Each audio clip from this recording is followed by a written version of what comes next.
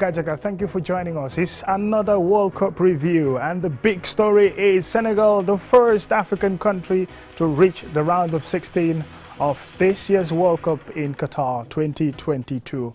Spectacular story it is, and for Kalilou Koulibaly, the Senegalese captain and defender at this World Cup, it must be overjoyed throughout.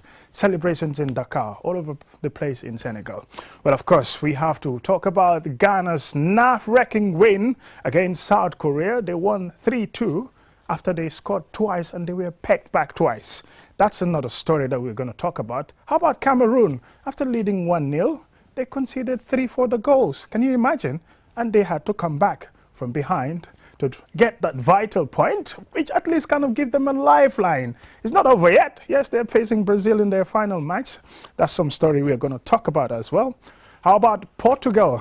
We've seen they've sealed their place into the round of 16, but not without some talking points. I think that I may watch everything, so we'll be talking about that as well. Well, African team's performance and Netherlands finishing top of Group A. That's the same group where Senegal is. Senegal finishing second. All that on tonight's Qsports.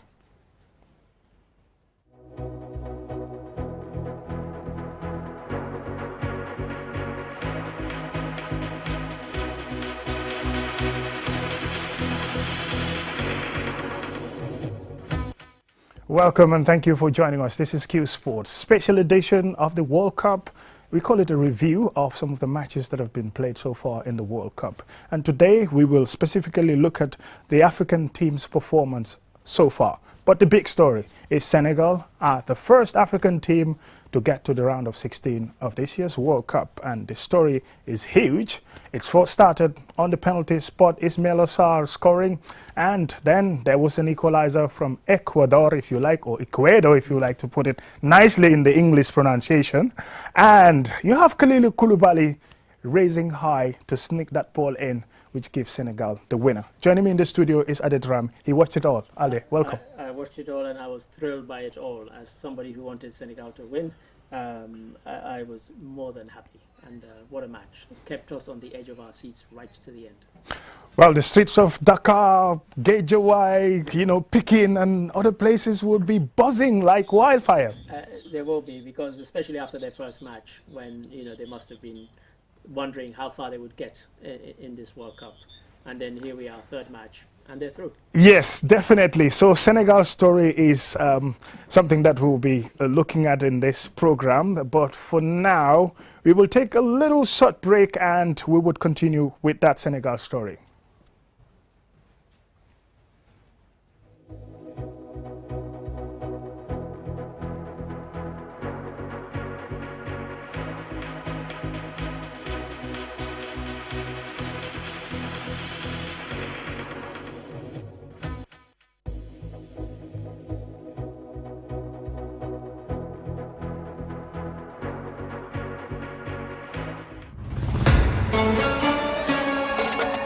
World Cup is here. Enjoy the beautiful game of football with our Samsung Smart TV. Enjoy a massive discount on any Samsung TV purchased. We have sizes ranging from 32 to 85 inches, packed with an ever-evolving variety of content and features. The Samsung Smart TV also provides your favorite video on-demand services such as Netflix, Amazon, YouTube, music streaming services, and even various games and sports content to enjoy as you please. For more information, call us on 333 217, on WhatsApp 350-555, or visit our brand shops at the ground floor of QCell building or at the Bruceby turntable. This promo lasts till 30th December. Espace Motors is the largest and most modern auto service in the Gambia. Espace Motors is the only authorized dealer in Sherry,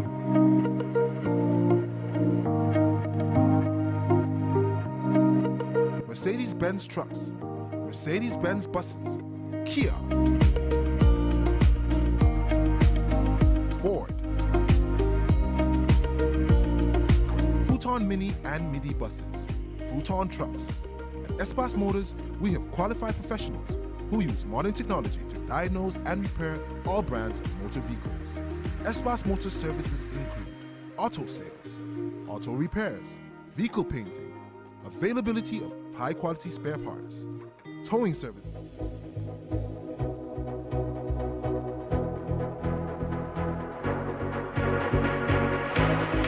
Welcome back, and thank you very much if you're just joining us. This is a special edition of Qsports about the World Cup, some of the matches that have been played so far. We were just talking about Senegal there just before that little break. Adedrame joins me in the studio. Are the Senegal story in the World Cup thus far? Fantastic story. First African team to get through to the round of 16, as you said. And I, for one, am thrilled. After their first match in the World Cup, we're a bit worried, certainly those of us who were rooting for Senegal. And I have to be honest, I've been rooting for all the African teams. But, you know, for Senegal to be the first to make it through, I'm more than thrilled. And, of course, this game against Ecuador, really, really tough game. We've seen how good Ecuador can be. And Senegal, it's been a problem for most of the African teams. Even when they score first, they can't seem to hold on to a lead. So, you know, brilliantly taken penalty by Ismail Assar. And then, you know, Ecuador equalized, and you think, oh no, here we go again. And of course, a draw would have been no good to them. They had to win it, and win it they did. Really, really pleased for them. It's a spectacular performance by Senegal, by all means. From the start of the game, you remember, I thought the first 10 minutes, they had a series of opportunities. In fact, they could have had more. And, you know, that was the worry, because sometimes you see in games where teams have a lot of possession early on in a game, they don't take advantage of it, and then they end up ruining all the missed chances. And you thought this was going to happen to them, you know, because Ecuador are a good side. And, you know, good sides, you don't give them chances to get back. If you can kill them off, you kill them off. And so I was a bit worried, but, you know, they managed to get over the line and get over the line in style. Is it the Sadio Mane miss kind of inspired the team? Some are saying that that's the reason why they had to push more. They know that our star man is not here with us, so we have to do it all by ourselves. That can happen because sometimes teams get a bit cheesed off when people think they're a one-man team. You know, even with Sadio Mane, they were not a team that were known for scoring lots and lots of goals, even in qualifying. And you know, over the last couple of years when he's been the star man, they've not been sticking 5, 6, 7 goals past anybody. It's been 1, 2 goals here and there. But the guy is, he brings a certain presence to the team. And so it will be like Argentina without Messi or Portugal without Cristiano Ronaldo. You know, it would be, you know, I was going to say Brazil without Neymar, but they seem to be able to cope without Neymar at the Brazil World Cup and now again. So, yes, I think that they raised their game to show people that, you know what, we're not a one-man team. We can do it without. We are a team, a proper team and a proper squad. And I think that's what they showed today. Well, have we seen Senegal, that African champion in terms of winning the Africa Cup of Nations and Africa's representatives, you know, they're the highest ranked African team going into this World Cup? You know, I have to be honest, and you know, if I'm not honest, people will point out to me that even though I wanted the African teams to do well, there was a bit trepidation in me. I thought they all had really tough groups to navigate, to get out. I honestly didn't think any of them would get out of the groups and into the round of 16. I have to be honest. I wanted them to, but in my heart of hearts, I thought, FIFA, you've been very unkind to us. Well, I'm so pleased and I'm so thrilled that African champions, you know, can you imagine African champions and they don't even get out of the group stage? That would be a bit of a kind of disgrace for the continent. So thrilled on that score as well. Well, unlikely scorer, Kalidou Koulibaly, and this is like his first goal for Senegal. Can you imagine? He had, you know, over 60 caps for the country. That's, you know, what a time to score it. And it reminded me a bit of Casemiro when he scored for Brazil, and they were saying, what an unlikely scorer. It was a brilliantly taken goal in Brazil's last game. And you thought, wow, you know, Casemiro is not, I think he's only got 5 goals in internationals. So Kalidou, you know, Koulibaly was the same. Really, really surprised, but brilliantly taken goal, well taken goal. And of course, joy was unbounded. And they had huge support in the arena, which was pleased to see. It was really pleasing to see. Well, Ecuador, huge disappointment. You could see their players down on their knees, they're in tears. Yeah. They couldn't believe it because it was all there for them to take it. All that they needed was at least to get a point. A draw would have seen them through, and I think that's why the pain was there for all to see. I saw a report on the BBC immediately after the match saying, this team is so good, they'll come again. There's no guarantee. There's no guarantee. There were Sometimes times you don't even qualify. you don't qualify. You know, Italy haven't qualified. You know, imagine not long ago they were European champions. They didn't even qualify for this World Cup. So there's no guarantee that you'll come again. Yes, they've got a talented squad and so on. But sometimes the heartbreak can actually break a team. And so there's no guarantee. So whoever wrote that BBC report, I'm afraid, you know, there's no guarantee that will come again. You know, and yeah, you could see the pain in some of the players. Some of the older players knew that this would probably be their last World Cup anyway. So, you know, for them, the pain was even more acute. For the younger ones, it's just the pain of being so near and yet so far away. Because, as you say, a draw would have been enough. I mean, they leveled the scores at 1-1, and they pushed, and they really did push to try and make it 2-2, but it just would not come for them. Senegal were resolute. They stood firm in defence, and they held their ground. And their star man, that is Ine Valencia, was outshined. He was outsunned, you know, he was all over the place, but yet he couldn't break that Senegalese defence. He tried, and, you know, for me, he's the kind of ultimate gladiator in this contest where you leave every drop of sweat on the pitch. He really tried to raise his team, to galvanize them. There was a bit of play acting every now and then, you know, a couple of times people went down in the penalty box. He in fact lost his cool at some point. Well, this is it, and tried to kick out, you know, pushed, and then, you know, he tried to get somebody booked or sent off, but it didn't happen. And you know, these are high stakes that they were playing for, you know, getting to the round of 16, because you've gone all that way. You don't want to go home after 3 games. You know, you want to stay and go through to the next round and the knockout stage if you can. And looking at this group, Senegal, well, of course, they run in the same group as the Netherlands, who, of course, finished top. But top in the group by 7 points. And we've seen a superb performance from Cody Gakpo again. You know, when he scored the first goal today against Qatar, somebody posted that's another £20 million on his transfer fee, because there'd been talk before the World Cup that Manchester United and some other teams were interested in him. And I had posted that if he ends up having a good World Cup, then it will be the big money, the teams for whom money is no object, PSG, Real Madrid, you know, possibly Barcelona, Man City. Those are the teams that will probably come in for him, and they'll just outbid everybody else. And certainly his performance thus far, I think warrants that sparkling performance by him. Really, really good player, and one to watch out for in the future. And looking at the Netherlands, prior to this stage of it, when the draw was made, likely, you know, team to top the group. They were everybody's favourites to top the group, mainly because of their recent form. They'd shown quite a lot of good form.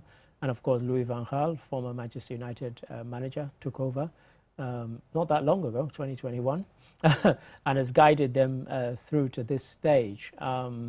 And you know, he gave an interview today and he said, you know, I took the job because nobody else wanted it or they couldn't find somebody to do it, which is probably not true. I mean, he's highly respected and you know, he was able to motivate them, but definitely the team that everybody thought would top the group. Were they convincing? I think they were convincing in patches, not overall. You know, they'll probably make me eat my words, but I don't see them winning the World Cup. Well, that's a story we would have to look at when they pass the round of 16 and then the quarterfinals, and then we look at also their performance. I'm probably guaranteed that they will win it now by saying that. But, let's talk about Ghana. Nerve-wracking 3-2 victory against South Korea. Well, this was a game almost like Ghana were explosive. Listen, I was so thrilled for them because we all know what happened in the game against Portugal. Dodgy penalty, you know, let's be honest. And for them to come back in the way that they did, they won 3-2, a thrilling game. I mean, had us on the edge of our seats. Anybody watching, you could not rest. And, you know, I have to say this to all the African teams that have gone on to win. This is the thing. They've played really exciting games. For me, I think they've only been like a couple of boring games. Even some of the 0-0s were good. You know, were good games, but Ghana, really pleased for them, and wow, what a performance. 3-2, and deserved winners, but boy, I was nervous right to the final whistle. And Ghana has the opportunity, if they can win, against Uruguay in their final group game. This one, as they said, needs no big introduction. Anybody who's interested vaguely in football will know about the infamous, I should say, Luis Suarez handball that denied them a certain goal. He was actually inside the goal and punched the ball out. The penalty was then missed by Asamoah Gyan, and then the match, of course, went to penalties. And heartbreak of heartbreaks at that World Cup in South Africa, and Ghana were out on penalties. You know, if you were writing a film script and you designed a film script where Ghana were going to be playing Uruguay to get through to the rounders, no director would do the movie. They would say, this is so unlikely, it's never going to happen. And yet here we are in real life, and it has happened. This is the grudge match to end all grudge matches. Forget about Iran, USA, that's more political. This is a pure footballing one that has thrown them together once again. Fate has thrown them together, and I'm telling you, everybody who loves fair play and who loves football, I don't care which nation you support, you will be rooting for Ghana to get their revenge. But hey, let me just say, the football gods are not always kind. So it's not guaranteed that they'll win. But boy, everybody in the world who's not Uruguayan will be rooting for Ghana in that game. And talking about Ghana's performance, one of their youngsters, Mohamed Kudus, star performer for Ajax prior to coming to this World Cup in the Champions League. In the Champions League, really shone. And again, another one, you know, I always feel sorry for Ajax. They bring out all these good players, and then all the big clubs just come and hoover take them all up. of them. You know, Anthony's gone to United. You know, Martinez. You know, I really feel sorry for them. And Kudus, sad to say, is another one of those who will go the same way as these others. He will be leaving Ajax probably in the January transfer window. And of course, if they go on to get quarter-final or even a final, boy, then definitely he'll be in the shop window big time. And brilliant performance by him and by the whole Ghana team. Let's talk about Cameroon. Yes, 1 point it appears Cameroon, yes, they will take this one. But at some point it appears, you know what, Switzerland, they've already taken this. Because it's from 1-0 to 2-1. And then, you know, you have it 3-1 and Cameroon after the substitution of Vincent Aboubakar, who came in. Listen, oh my God. Don't even get me started, Cameroon, because anybody who follows me on Twitter and on Facebook will have seen my post. When it was 3-1, I posted saying, Cameroon, in fact, it was 2-1, it was half-time, because they were in 82 seconds. You know, Serbia got 2 goals. Yes. And just turned the match on its head. And I thought, how can you lose that kind of, you know, lead when, you know, you kind of fell asleep just before half-time and then immediately after. And so I posted, I said, you know, Cameroon should just be banned from getting to the World Cup because they just go, last few World Cups, they just go and embarrass us. Because had they lost that game, that would have been 9 consecutive games that they'd lost at World Cups. And I just thought, you know, enough is enough. So I switched off. I have to be honest, I switched off. And then just as I switched off, a message popped up on my screen. It said 3-2. And I thought, oh, because I was angry that Vincent Aboubakar was on the bench. I'm thinking, this guy is a brilliant. What's he doing on the bench? Is he injured? Both experience, and he has proven time and time again. Great goal He's scorer. a great goal scorer. Won them the AFCON. You know, I mean, come on. How can you have this guy on the bench? And so I was kind of furious with the coach, Rigobert Song. I think, what's he doing? You know. And then when this message popped up, I thought, oh, well, let me watch the rest of the game then. And then 3-3. I mean, beyond belief. Beyond belief. They look dead and buried. Even if you look, listen to the commentary when it was 3-1. You know, the commentator said, you know, mountain to climb now for Cameroon. They're out of this one. And boy, they must have heard that and thought, you know what? No, we're not out of it. Definitely indomitable means you can't be beaten. And they showed that they are really the indomitable Lions. Fantastic. And the goal that Vincent Aboubakar scored is sumptuous. It's beyond belief. 1 point, he's offside, and then he kind of realizes it. He wanted to go for it and decided, you know what, let me go for it. Probably I could be lucky. You know, when the VAR check is done.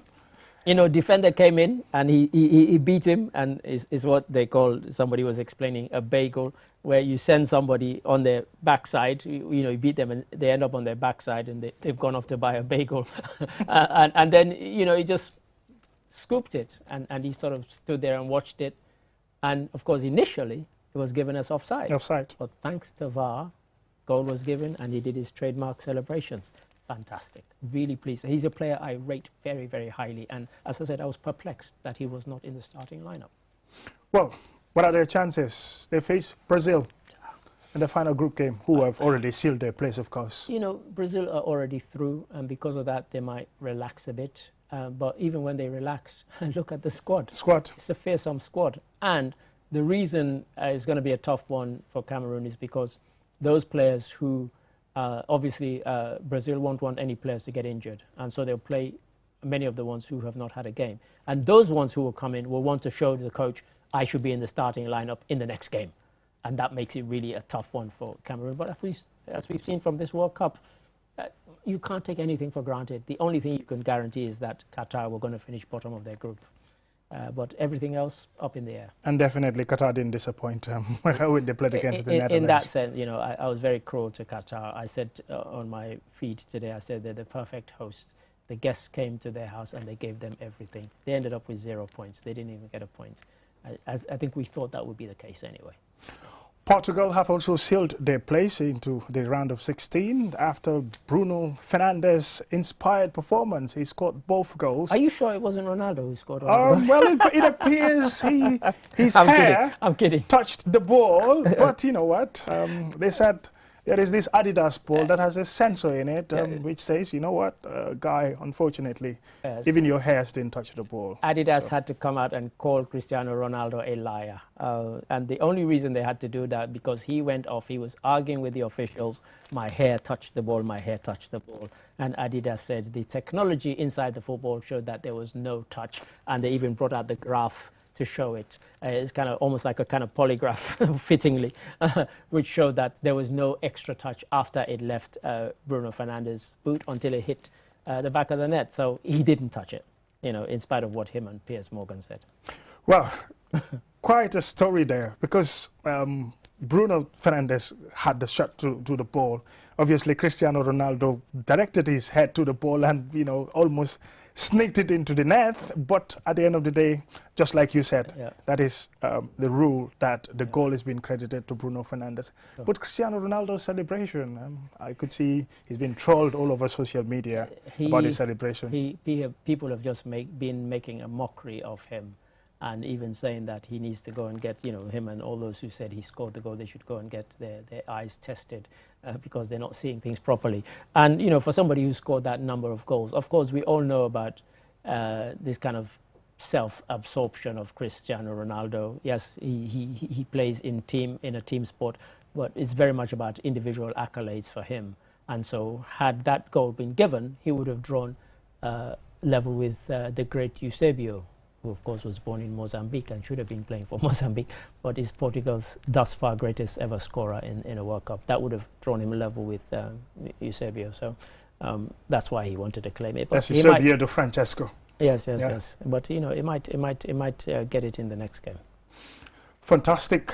And the other story in the World Cup currently, it's after 24 minutes, Iran 0, USA 0. That's political match, if you like. And what about the local derby? Yeah, the local derby, Wales, England, it's still 0-0. Okay. Yeah. If it stays like that, then it will be England and Iran. Is that right? Yes. Yes, who will be going through. Yes. So, no apologies. I'm rooting for Iran to beat the great Satan. So, yes. Well, fantastic. This World Cup has been a story. And a story. Let's end with Morocco, because hey, I thought you were going to forget them. Oh my God, I can't. They played against Belgium. Well, Belgium, they're that golden generation, they're great stars and all that. Kevin De Bruyne, Romelu Lukaku, Jan Vertonghen in their heart of defense. Eden Hazard, the captain of the team. Yeah.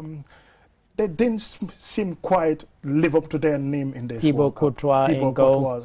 And don't forget world rank number 2. So a fantastic win by Morocco and 2 brilliant goals, 2 absolutely brilliant goals.